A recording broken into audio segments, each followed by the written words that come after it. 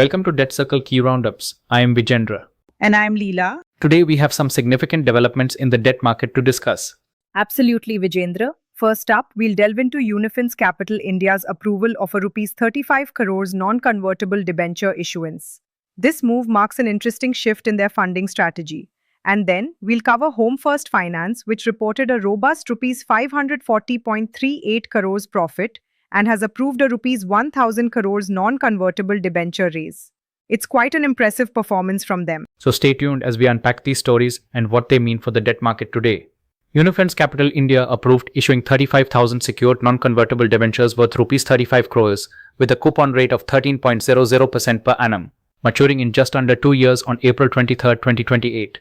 This issuance, listed on the wholesale debt market of BSE Limited, reflects steady fundraising amid stable demand for high-yield secured instruments in the current credit environment. The debentures are backed by a first-ranking exclusive charge on book debts, keeping asset coverage at a minimum of 1.20 times the outstanding amount, ensuring strong security for investors. Monthly coupon payments and an additional 4% per annum penalty on default emphasize the company's commitment to timely returns, boosting investor confidence in this medium-term debt. Now let's discuss another important development. Home First Finance posted a profit after tax of Rs 540.38 crores for fiscal year 2026 and proposed a dividend of Rs 5.20 per share, signaling strong financial health. That dividend proposal, pending shareholder approval, reflects confidence in their capital structure. It also aligns with their growth strategy in affordable housing finance amid competitive pressures.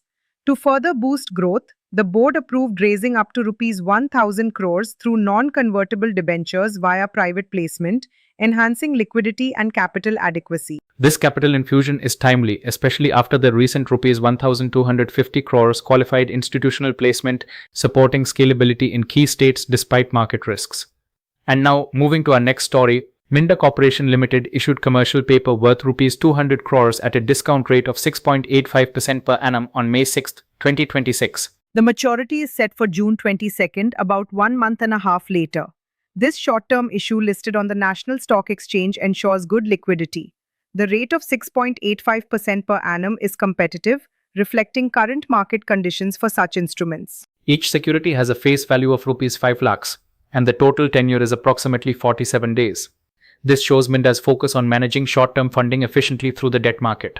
Compliance with SEBI regulations and dual disclosure to both NSE and BSE confirms transparency, which is key for investor confidence in such commercial paper issuances. Here's another important update.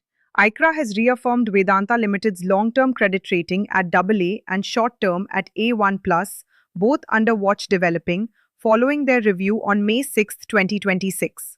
The watch developing status suggests ICRA is closely monitoring Vedanta's evolving financials, signaling possible rating changes depending on post-demerger performance. Importantly, ICRA withdrew the rating on Rs 2,600 crores of non-convertible debentures due to their transfer to Vedanta Aluminium Metal Limited in the demerger. This withdrawal reflects structural changes, but the core rating stability should reassure investors amid Vedanta's strategic realignment. Moving to our next story. Poonawalla FinCorp approved a secured non-convertible debenture issuance totaling Rs 1,000 crores through private placement, with the option to raise up to Rs 500 crores initially and an oversubscription of another Rs 500 crores. This move strengthens their capital base and listing on BSE Limited offers liquidity. The secured nature with first-ranking pari passu charge reassures investors amid current market volatility. Importantly, if interest or principal payments are delayed beyond 3 months, the company pays an extra 2% coupon until the default is resolved, protecting investor returns. And that penalty clause is crucial for investor confidence, especially with the company's shares showing strong gains over 1 year and substantial growth over 5 years. Now shifting to the currency market, the Indian rupee opened 13 paise lower at 94.74 against the US dollar on May 7th, reversing some gains from the previous day when it had appreciated by 69 paise to 94.49. Mainly due to falling crude oil prices. That dip reflects renewed geopolitical uncertainty, especially as hopes for a US-Iran deal faded. Brent crude rebounded from $96.75 a barrel, which pressures the rupee since India heavily depends on oil imports to manage inflation. Despite strong US job data showing a gain of 109,000 private payrolls in April, geopolitical tensions and crude price volatility are overshadowing fundamentals, keeping the dollar under pressure and the rupee's stability fragile. Domestically, positive indicators like the HSBC India Services PMI at 58.8 and Composite PMI at 58.2 support confidence. But the rupee's near-term trajectory hinges on US-Iran developments and their impact on global crude prices. And here's another significant update. Mindspace Business Parks Real Estate Investment Trust accepted bids totaling rupees 5,000 crores for a 10-year bond at a 7.63% annual coupon rate. The AAA rating by CRISIL ensures low risk, attracting investors seeking stable returns over the decade-long tenure, especially in India's growing corporate bond market. The issue includes a green shoe option, allowing extra issuance if demand rises, highlighting strong market interest on May 5th. At the exchange rate of $1 to 94.6512 Indian rupees, this bond appeals to both domestic and international investors. And moving ahead, Fairfax India plans to increase its stake in IEFL Capital to 51% by investing 20 billion rupees through its subsidiary FIH Mauritius. Shares are priced at 350 rupees each, a 5.3% premium over last Wednesday's closing price. This capital infusion strengthens IIFL Capital's balance sheet, helping it expand across capital markets, wealth management, and investment banking, especially amid rising competition and market volatility. The deal requires shareholder and regulatory approvals, after which FIH Mauritius can nominate 2 directors to IIFL Capital's board. An open offer will also ensure compliance with minimum public shareholding rules. Fairfax's increased control signals confidence in IIF's growth strategy. But market watchers will watch how this impacts competition in India's financial services sector.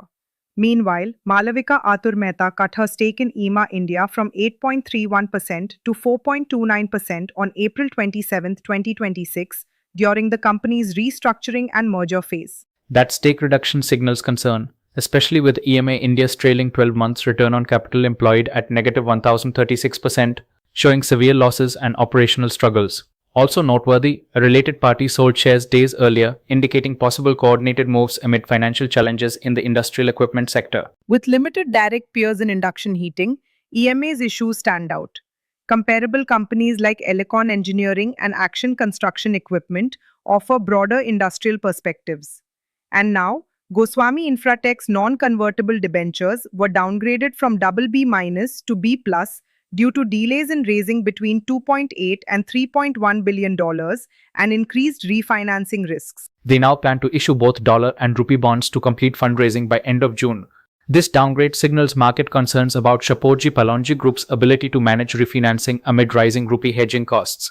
Extending repayment to June 30th provides some relief, but also highlights stress in high-yield debt markets. The original bond issue from June last year was 143 billion rupees, with outstanding principal now reduced to 83.43 billion rupees after partial prepayments. Total repayment, including interest, is about 136 billion rupees. Investors face higher yields now, above 18.75% per annum due to covenant breaches. This reflects the tightening financial conditions and the group's challenge to maintain investor confidence. That's all for today's edition of the DebtCircle podcast. Thanks for joining us, and we'll continue tracking the biggest developments shaping India's debt and credit markets.